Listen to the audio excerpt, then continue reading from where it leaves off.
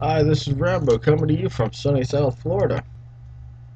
It's a little overcast out, looks like it's going to rain.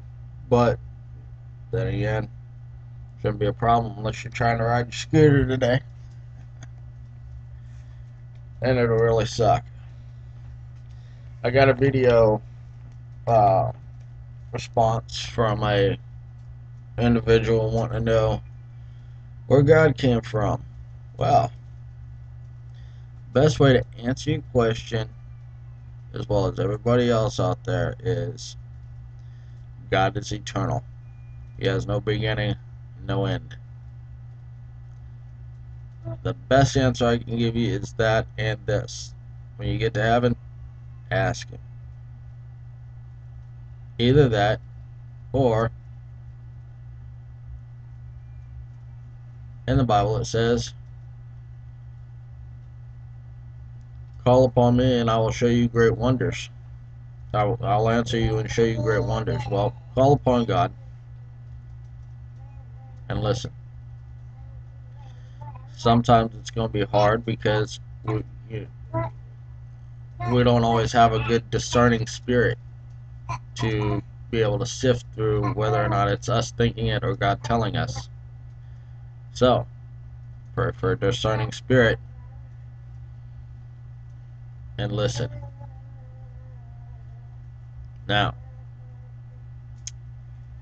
I'm going to give you something that's going to knock your socks off. We're going to go to Romans chapter 1, verses 19 through 20. I'm going to go verses 18 through 21 in order to put everything in context. And I've got several tools with me today that will be able to show it. So, chapter 18, or chapter 1, verse 18. For the wrath of God is revealed from heaven against all ungodliness and unrighteousness of men who hold the truth in unrighteousness. Okay? Well, basically that was shown in the Great Flood. People believed in God, but were still evil. So, one of the very few unrighteous men that God knew of was Noah, and he built the ark and saved people and animals that God told him to save. So, you got unrighteous people and they're disobeying you, you're going to punish them. Verse 19 says, because that which he may known, or no, I'm sorry, that because that which may be known of God is manifest in them, for God hath shown it unto them. Okay? Well, we're going to look at manifest.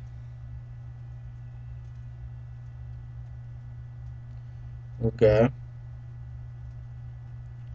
Manifest is evident.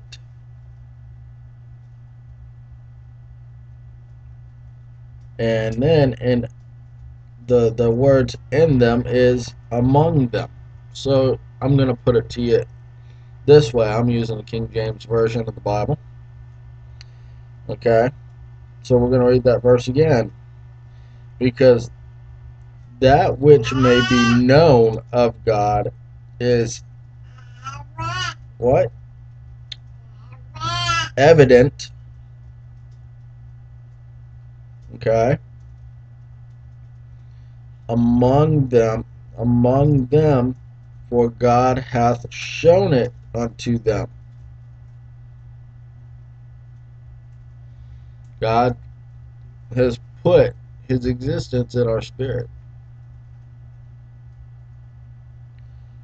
For the invisible things of him from the creation of the world are clearly seen, being understood by the things that are made, even his eternal power and Godhead.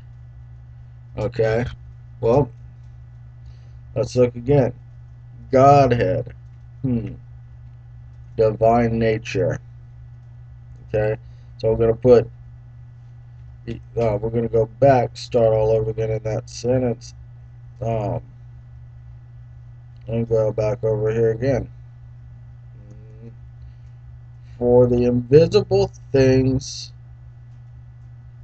of him from the creation of the world are clearly seen, being understood by the things that are made, even his eternal power and divine nature, so that they are without excuse. So there's no excuse for anybody to sit there and say, I don't know God. I don't know of a God, or I don't believe in God. God's there. He put it in us. And a lot of times, a lot of the attacks that I've gotten is because I've stirred something up. And actually, it wasn't even me. I've brought upon the Holy Spirit, which has stirred things up in individuals who aren't wanting to understand or willing to open their mind. So therefore, they're not liking what they feel. I'm not tickling anybody's ears, and I'm not going to. Not in this case. This isn't a feel-good deal.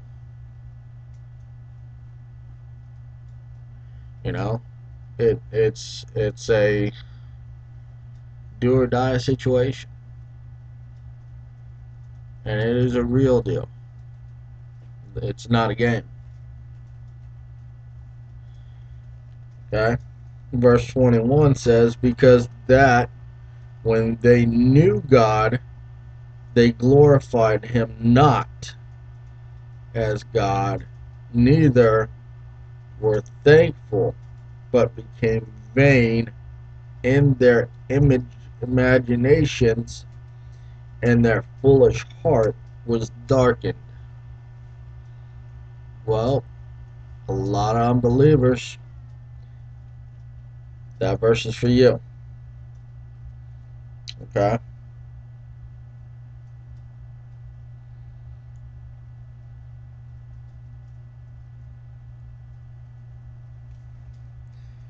Uh, um, Now, we're going to go back. The word vain in this case is futile, or futile thoughts. Futile in their thoughts. They were futile, Futile, in their thoughts. Okay?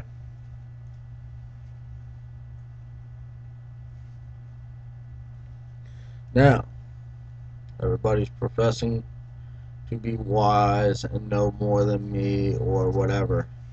That's fine. Verse 22 addresses that.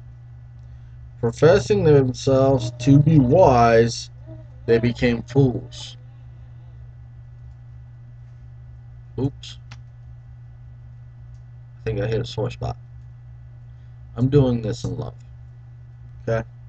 I'm not calling you a fool. I'm not saying this, that, or whatever to be mean to you. But I do have a right to proclaim what I believe and whatnot.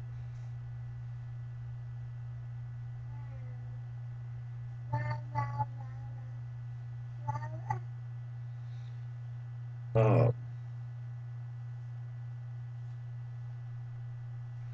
Check this out. Verse 23.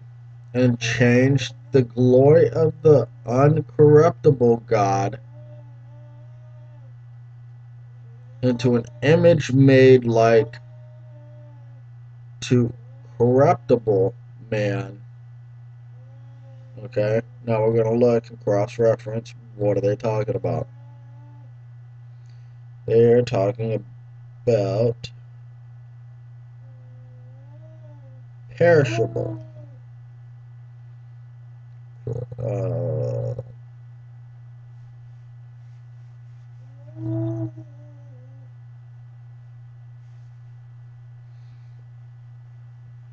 To a perishable man. and to birds and four-footed beasts and creeping things. Wherefore God also gave them up to uncleanliness through the lusts of their own hearts, to dishonor their own bodies between themselves. Well, that's pretty much what's going on in the world today. Okay, now we're going to look at another translation of the Bible, and it is the English Standard Version. Okay, this print's kind of small, so bear with me.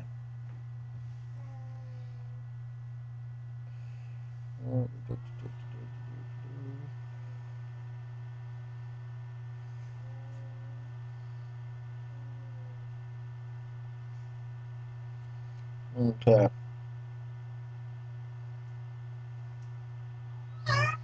Now, for the wrath of God is revealed from heaven against all ungodliness and unrighteousness of men, which or who by unrighteousness suppress the truth. For that can be known about God, it's plain to them, because God has shown it to them.